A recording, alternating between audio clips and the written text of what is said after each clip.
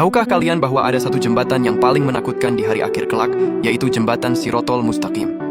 Jembatan ini adalah ujian terakhir bagi setiap manusia setelah melewati hisab atau perhitungan amal. Bayangkan sebuah jembatan yang terbentang di atas jurang neraka jahanam, menghubungkan padang mahsyar dan surga. Semua manusia tanpa terkecuali harus melaluinya. Jembatan Sirotol Mustaqim bukan sekadar imajinasi, melainkan sebuah realitas yang disebutkan dalam hadis Nabi Muhammad SAW. Disebutkan bahwa jembatan ini lebih tipis dari rambut dan lebih tajam dari pedang. Di kanan dan kirinya terbentang kegelapan, dan di bawahnya ada neraka jahanam yang menunggu dengan kengeriannya. Lalu mengapa jembatan ini begitu ekstrim? Inilah cermin dari perjalanan hidup kita di dunia.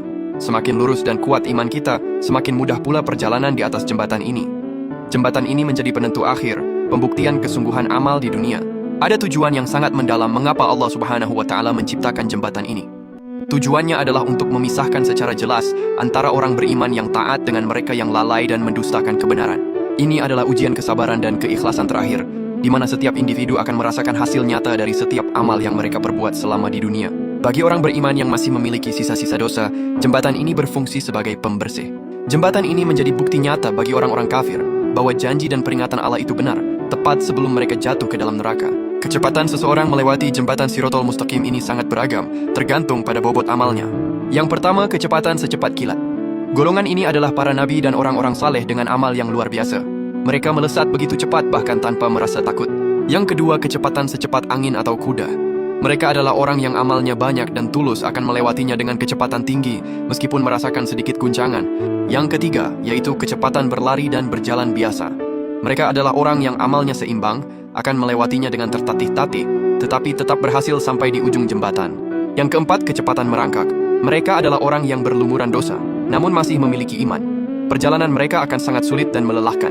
Dan yang keempat, yaitu terjatuh ke neraka. Mereka adalah orang-orang yang lalai, durhaka, atau tidak beriman akan langsung terjatuh ke dalam neraka jahanam. Jembatan ini bahkan tidak terlihat bagi orang kafir, dan mereka akan langsung tercebur ke dalamnya.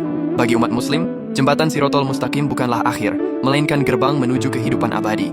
Orang-orang yang beriman dan banyak beramal saleh akan diselamatkan oleh rahmat Allah. Mereka akan melintasi jembatan dengan lancar dan akhirnya menikmati kenikmatan surga.